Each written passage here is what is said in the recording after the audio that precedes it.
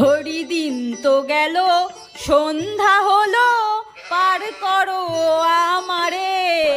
বৌমা, ও বৌমা, বৌমা। হ্যাঁ মা বলুন। এই নাও, আমার সবজিগুলো সব কাটা হয়ে গেছে, তুমি এগুলো চট করে রান্নাঘরে রেখে আর একবার এসো, দরকার আছে, যাও। এত কাজে অলসতা কি বলবো। হ্যাঁ মা রেখে এসেছি, এই বলুন। নাও, এই আটাগুলো চট করে মাখিয়ে দাও দেখিনি, আমি রুটি কটা করে ফেলি। নাও। ঠিক আছে দিন।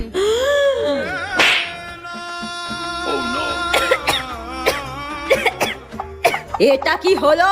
মা আপনিই তো বললেন আটাটা মাখিয়ে দিতে, তাই তো মাখিয়ে দিলাম। তাই বলে কি আমার মুখে মাখাতে বলেছি?